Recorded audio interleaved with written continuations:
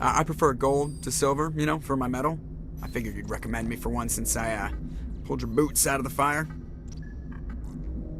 If we present you with a medal, you'll end up sitting on stage listening to politicians make speeches for a couple of hours. Fun. That's a good point. They'd probably make me shave, too. I spent the last 7 weeks working on this baby. No medal's worth that. So, Commander, why don't you tell me why you're really here?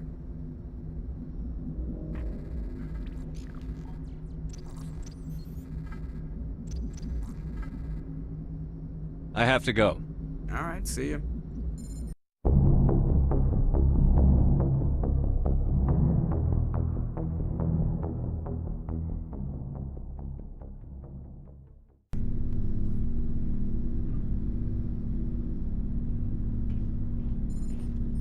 Anything you need, Commander? What's your opinion on the last mission? Dr. SONI. Seems like a sweet girl. Easy on the eyes. I mean, if you like the bookish sort. Any intentions there, Lieutenant? No, Commander. Just art appreciation. Just trying to get a sense of where the crew's at. Thoughts? Well, they know about the stonewalling you've had from the Council. They deserve to know what we're up against. They're on your side. They're pissed about the resistance we're getting, especially from our side. I'll have a better handle on all of it when my head stops hurting. Another L2 flare-up. Anything I can do? No, Commander, it'll settle down. It's rough sometimes, but they spike higher than a lot of L3s. Except for you, of course. Besides, I fared a lot better than some after Kinetics was through. Got a story there, Olenko? You know the records about the biotic training out on Jump Zero? They're all classified, because the Alliance made mistakes. After first contact, Kinetics was set up to track Element Zero exposures and develop implants for humans. Once we had an embassy on the Citadel, Kinetics could bring in experts instead of taking it slow.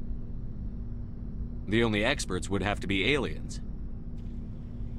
Dead on. Turians, actually. That's why Kinetics kept it a secret. They were afraid of what people back home would think, asking the Turians for help when we just fought a war with them. The Asari would have been more acceptable than the Turians. Yes, but the company didn't go through the Citadel. It would have made Earth look weak, so they discreetly hired some Turian mercenaries. Is there some reason we couldn't learn it on our own? They didn't know where to start. Hell, it took a couple of years to even link biotics and Ezo. Forget trying to get the kids to move stuff. They had trouble just helping them not break their own limbs. And their choice of teachers didn't help much.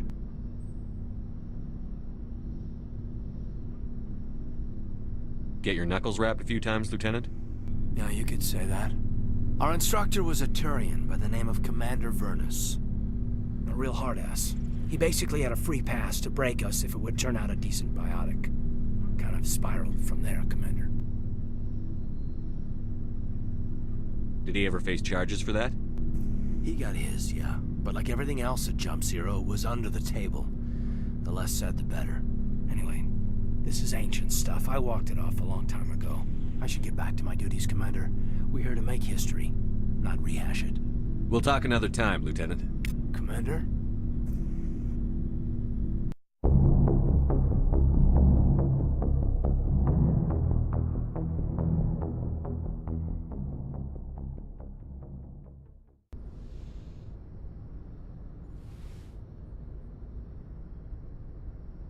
Commander, are you coming to check up on me? You look much better. How are you feeling? Dr. Chakwas assures me I am going to be fine. I was impressed with her knowledge of Asari physiology. You're in good hands. Dr. Chakwas knows what she's doing. I never properly thanked you for saving me from the Geth, Commander. If you hadn't shown up, I'm just glad we got there in time. So am I. I know you took a chance bringing me aboard this ship. I have seen the way your crew looks at me. They do not trust me. But I am not like Benezia. I will do whatever I can to help you stop Saren. I promise. Don't worry, Liara. I trust you. I know you won't let me down. It means a lot to hear you say that, Commander. Thank you. Tell me about yourself, Liara. Me? I am afraid I am not very interesting, Commander. I spend most of my time on remote digs. unearthing mundane items buried in long-forgotten Prothean ruins. You must enjoy something about it. I love my work. Seeking out history's lost secrets has a special appeal for me. You were actually touched by working Prothean technology. That is why I find you so fascinating, Commander. Sounds like you want to dissect me in a lab somewhere. What? No, I did not mean to insinuate. I never meant to offend you, Shepard. I only meant that you would be an interesting specimen for an in-depth study. No, that's even worse. Calm down, Liara. I was only joking. Joking? Oh, by the goddess, how could I be so dense? You must think I am a complete and utter fool. Now you know why I prefer to spend my time in the field with data disks and computers. I always seem to say something embarrassing around other people. Please, just pretend this conversation never happened. Do you know why Benezia joined up with Saren? Benezia was swept up in events beyond her control and lost herself. She fell under the spell of indoctrination and became part of the very thing she wanted to stop.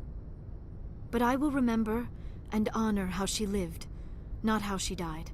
My mother was strong, kind, and beautiful, and now she is gone. Are you going to be okay? You are kind to ask, Shepard. I do miss her, and I grieve for what happened to her. But I will not let my grief interfere with what we are trying to accomplish. I'd like to know more about the Asari. We were the first species to discover the Citadel. We were instrumental in forming the Council, and we always strive to be the voice of peaceful cooperation in galactic disputes. My people believe we are all part of a single galactic community. Each species contributes something to the greater whole. Although we seek to understand other species, it seems few of them seek to understand us. The galaxy is filled with rumors and misinformation about my people. Like what? Most of the inaccuracies are centered around our mating rituals. My species is monogendered. Male and female have no real meaning for us. We still require a partner to reproduce. This second parent, however, may be of any species and any gender. I don't understand. Your species can mate with anyone? Mating is not quite the proper term, not as you understand it. Physical contact may or may not be involved, but it is not an essential element of the union. The true connection is mental. Our physiology allows us to meld with other beings. We can touch the very depths of their minds. We explore the genetic memory of their species. We share the most basic elements of their individual and racial identities. We then pass these traits on to our daughters. It is how we learn to grow as a species and how we develop a greater understanding of other races. What happens to your partner after the union? Every relationship is different. Some unions are a single encounter with both parents parting ways afterwards. Others can be more long-term. Sometimes an Asari and her partner will stay together for many decades. Do you know who Matriarch Benezia chose as her partner? She rarely spoke of her partner. Though I know my father, if you want to use that term, was another Asari. Benezia never told you her partner's name? Union with our own kind is no longer common, not for the purposes of reproduction. Most Asari believe it weakens our species. Asari daughters inherit racial traits from the father species. If both parents are Asari, then nothing has been gained, or so conventional wisdom would hold. I am what is sometimes called a pureblood, though no Asari would ever be cruel enough to say the word to my face. It is a great insult among my people. It is possible Benezia's partner was embarrassed by their union. She may have been too ashamed to publicly acknowledge me as her offspring. Maybe she wanted to meet you but couldn't. Something could have happened to her. Maybe she passed away. You might be right. I hope you are. But I have no way to know for sure. Benezia never spoke of her partner. Whatever happened, it caused her too much pain to dwell on it. She raised me by herself, though that is not uncommon. Many Asari raise their children alone, particularly if the father species is short-lived. Often the partner will pass on long before the child reaches maturity. You Asari live for 1,000 years. What happens when your partner dies? Few sapient species live as long as my kind. We have learned to take a philosophical approach to our unions. We do not focus on the inevitable loss of our partners.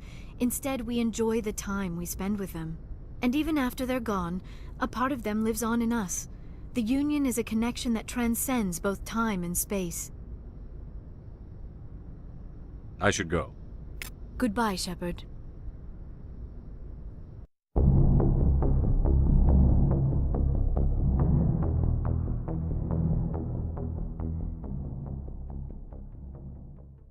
Commander, good to see you. You've been with C-Sec a while. Have you seen much action? Well, not as much as you, but yeah, I've seen some interesting things. I'll bet you have. Anything in particular that stands out? I remember this Solarian geneticist I was sent to investigate. That case was a bit disturbing. What happened? Why were you investigating them? I was tasked with tracking black market trade on the Citadel. Most of it harmless, nothing I needed to pursue. But during the course of my investigation, I noticed an increase in the trade of body parts, organs mostly. We usually get a few of those, but not the numbers I was seeing. We weren't sure if there was a new black market lab or if some freak was harvesting organs from citizens. You've seen this before on the Citadel? Every so often, some lab sells unwanted parts through the black market, but they're not as bad as the psychos. I remember this one L-Corps diplomat we caught in my first year on the job. He was hacking people up and selling their organs. Had the station in a bit of a panic. But this case wasn't that clear-cut. Turns out there was more going on than we first realized. So how did you figure out what was happening? First, we got a hold of a sample and ran DNA tests. The weird thing was, the match led us to a Turian who was still alive and was very convinced he'd never lost his liver. After a bit of digging, I discovered this Turian worked briefly for Dr. Salion, the geneticist. So I went to his lab hoping to find evidence of cloned organ development, but there was nothing. No Solarian hearts, no Turian livers, not one Krogan testicle. You're kidding, right? Why would anyone want Krogan testicles? Some Krogan believe that testicle transplants can increase their virility, counteract the effects of the genophage. It doesn't work, but that doesn't stop them from buying. They'll pay up to 10,000 credits each. That's 40,000 for a full set. Somebody's making a killing out there. What did you do about the geneticist? I brought in some of his employees for interrogation, to see if I could get them to talk. While I was interviewing one of them, I came across something suspicious. You mean threaten? Was that really necessary? Maybe, maybe not. Either way, it paid off. One of my detainees started bleeding profusely during the interview. We offered to patch him up, and he got frantic, freaked out. I ordered a full exam to find out what was going on. Our medics found incisions all over his body, some of them fresh. That was our big break. These people weren't just Dr. Salion's employees. They were test tubes. Walking, living test tubes. He was growing parts inside these people? Exactly. He cloned their organs right inside their own bodies. Then he harvested them and sold them off. Most of the victims were poor. He'd pay them each a small percentage of the sales, but only if the organs were good. Sometimes an organ wouldn't grow properly, so he'd just leave it in them. Most of them were a mess, but only on the inside, hidden so nobody could see it. I hope he got what he deserved. That's the worst part. We never caught him. Why not? What the hell happened? He ran, blew his lab, grabbed some of his employees, and headed for the nearest space dock. By the time I found out, his ship was already leaving. He threatened to kill his hostages if we tried to stop him. But you went after him anyway, right? I ordered Citadel Defense to shoot him down, but C-Sec headquarters countermanded my order. They were worried about the hostages, worried about civilian casualties if the ship was destroyed so close to the Citadel. I told them those hostages were dead anyway. He just used them to make more organs. But they wouldn't listen. Well, it's not worth the risk. You pursue the vessel and disable it. That's the best choice. They sent the military after him, but he got away just the same. Yes, they did. I went to Palin and told him what I thought of him and his policies. He said if I didn't like it, I could quit. Well, I almost did. All they had to do was disable that ship, stop him from running. Maybe the hostages die, maybe they don't, but at least we stopped the bastard responsible for it all. I suppose I can see both sides. But what's done is done. I suppose. Can't waste too much time worrying about it now. Just wish I could have stopped him. That's all.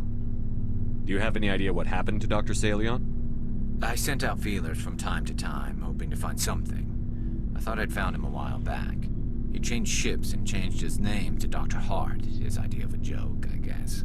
I told the military, but they weren't convinced it was him. I got the transponder frequency for his new ship, but I just can't get anyone to check it out. I'll check out the coordinates when I get a chance. I was hoping you'd say that. But Commander, take me with you when you go. If it's Salion, I want to be there when you find him.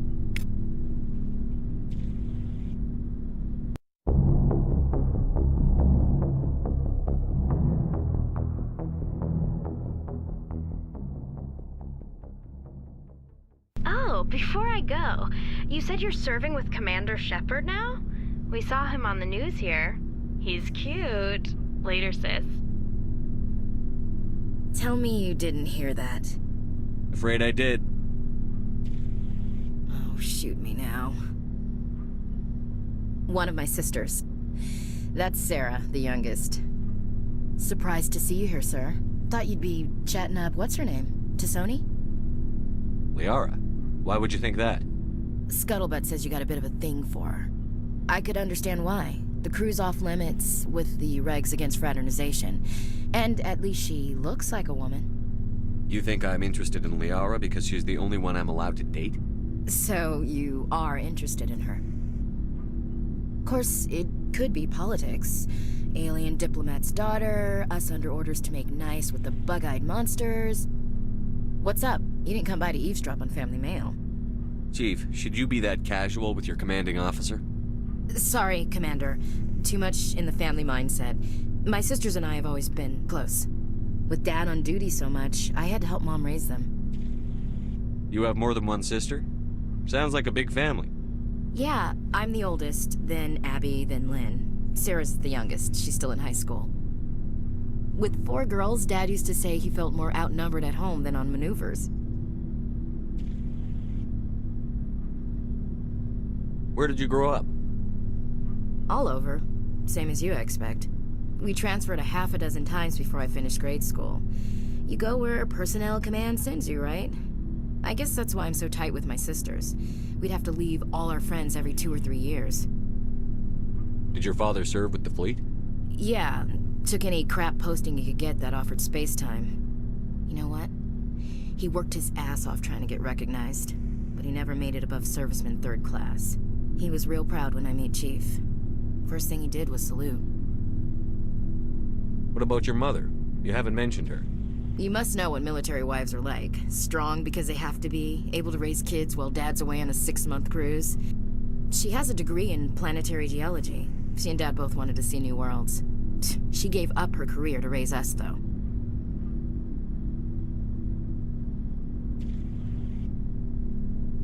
After helping raise them, your sisters still talk to you? Amazing. Things were tense between Sarah and me for a while. Then we bonded. Sounds like your father wasn't around much. Wasn't your family stationed near him? Dad always wanted to serve in space, but he wanted us to have real ground under our feet. He'd say, space is beautiful, but you can't raise a family there. I cannot rest from travel. I will drink life to the lees. All times I have enjoyed greatly, have suffered greatly, both with those that loved me and alone. For always roaming with a hungry heart, much have I seen and known, cities of men and manners, climates, councils, governments. I never thought I'd hear you reciting poetry. Just because I can drill you between the eyes at 100 meters doesn't mean I can't like sensitive stuff. Just don't spread it around. Ulysses was my dad's favorite poem. Every time he shipped out, he recorded me reading it. He had a dozen versions when he retired. Does he still like it? I sure hope so. I read it to his grave every time I go home. Dad passed on a few years back. He's probably still watching, though. So behave. I thought you said he was dead. You know, from heaven, wherever that is. That's not a problem with you, is it? That I believe in God?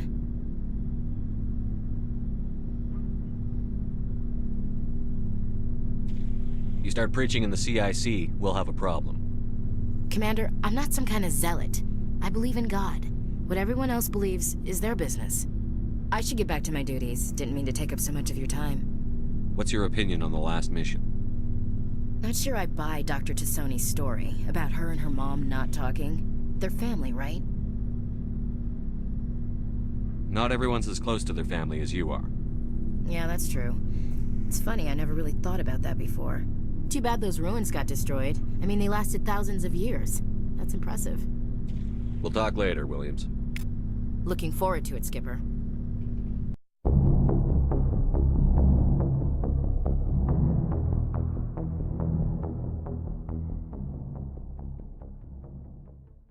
What do you want, Shepard? Why did you become a mercenary? Lots of reasons. Such as? Such as, I needed to get out of our system. I needed to eat. I needed to survive. Why not stay and help your people? I tried to help. That's why I had to leave. What happened? I was betrayed. I was head of a small tribe. We were trying to restore order after the war, but the other tribes were against us. They followed Jared, one of the few warlords who survived the war with the Turians. But he was old, and so were his ideas. He wanted to continue the war. He wanted us to fight. Turians, Solarians, each other. It didn't matter who, as long as we were fighting. What did you want? I just wanted Jared to shut up, to stop his ranting. I wanted him to stop leading the tribes astray. But he couldn't understand how much things had changed. We didn't have the numbers to go to war. Even if we did, the genophage made sure we couldn't replenish our numbers fast enough. I told them all to forget about war.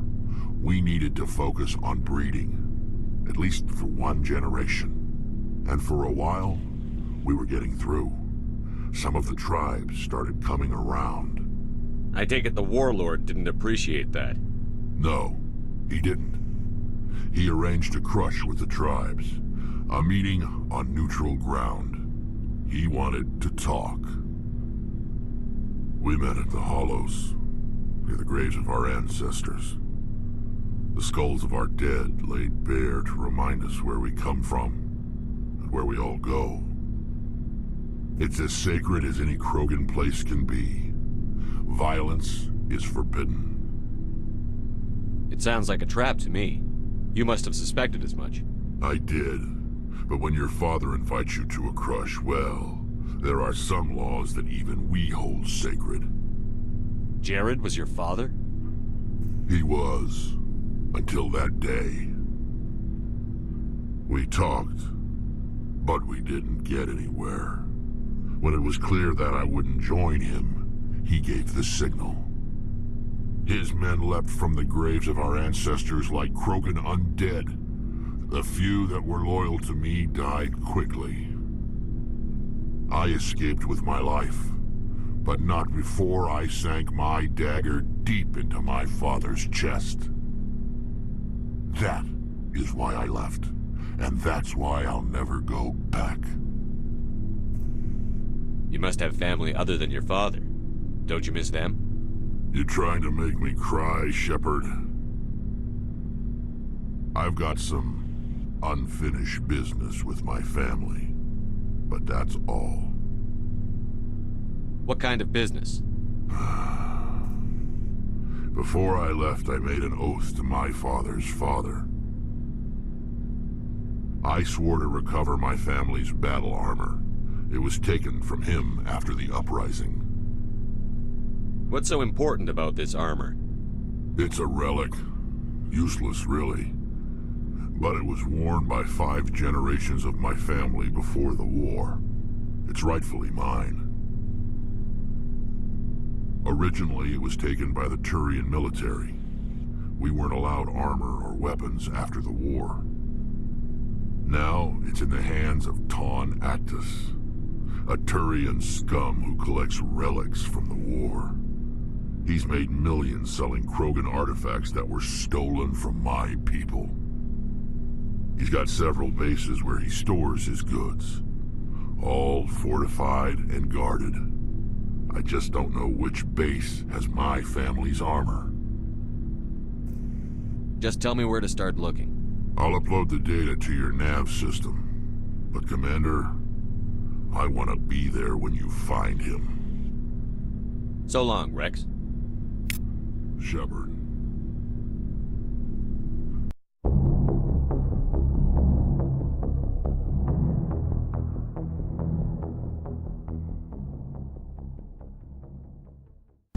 Shepard, I'm glad you're here.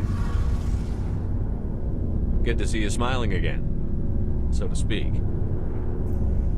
I'm sleeping much better now. I guess I'm getting used to how quiet your ship is. I still think a lot about my pilgrimage, though. I know Saren's our top priority, but with all the worlds we go to, I was hoping to find something to bring back to the flotilla. What are you hoping to find? Usually, people bring back something like a derelict ship we can use for salvage. But I need something bigger. There's a lot expected of me. What's so special about you? It's my father. He's the senior member of the Admiralty Board. He's one of only 5 people who can overrule the decisions of the Conclave for the good of the migrant fleet. My father is responsible for the lives of 17 million people. Our entire race is in his hands, and I'm his only child. So are you some kind of heir to the Quarian throne or something? No, it doesn't work that way. My father's position isn't hereditary. I'll probably never serve on the Admiralty Board myself. Officially, I'm just the same as any other citizen. But it doesn't work that way in practice. People have always treated me differently because of who my father is. You must get all kinds of special privileges. I probably had it easier than most growing up, but it's not all good. People like my father have enemies, and they're not above using me to get to him. It must be tough on you.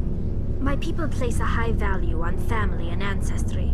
There's an unspoken expectation that I'll live up to my father's example. Everyone's waiting for me to do something great on my pilgrimage, something that will forever change our lives for the better. If I don't, it's like I failed, and that reflects badly on both me and my father. The work you're doing here is more important than anything any Quarian has ever done before. Yes, I know. But you have to understand Quarian culture. We're a very insular society. The events beyond the flotilla don't much matter to the average citizen. Our greatest dream is that one day, we'll return to our homeworld and drive out the Geth. But even if we stop Saren, that's not going to happen. There's still millions of Geth behind the veil. Until they're gone, our exile will continue. What would you need to bring back to make everyone happy? Something that would help us better understand the Geth. They've changed significantly since the exile. They've continued to evolve. We've done our best to study them, but it's not easy. They're very reclusive. Until recently, they never went beyond the borders of the Veil. And all the Geth we run into now are under Saren's control. We'd need to find Geth operating on their own, independently. But I don't want this to get in the way of our mission, Shepard. First, we stop Saren. Then I'll worry about my own problems. What was your father like? It wasn't easy growing up as the daughter of one of the Admiralty. Even before he joined the board, he was a prominent figure. People looked to him for leadership. He had to set an example, and he expected the same of his daughter. Plus, he was pretty strict, a military man through and through. He never allowed me to settle for anything less than excellence. As a kid, I sometimes felt like he was pushing me too hard. But now, I'm old enough to appreciate what he taught me. The world doesn't owe us anything. If we want something in life, we have to earn it. Sounds like a tough upbringing. You don't resent your father at all? Like I said, it wasn't easy. My father's not the kind of person you bond with. And he wasn't around all that much. Too busy. People counted on him, and he took his duties seriously. Even when he was around, he always seemed a bit distant. Like his mind was always somewhere else. Come to think of it, I can't ever remember seeing him smile. Not once. It's like he was always weighed down by all that responsibility. I mean, I know he cares about me, but he never really showed it, not in the usual way. I guess the best thing I can say about my father is that I respect him. Where was your mother in all this? Mother was around, but she always seemed to kind of blend into the background. Almost like she was overshadowed by my father. He tends to do that to people. She passed on about 5 years ago. Some airborne virus that swept through the fleet. Happens sometimes when the filters start to break down. I think my father took it pretty hard. After she was gone, he became even more focused on his work. I think that was his way of dealing with the grief. I want to talk about something else. Like what? I should go. See you later.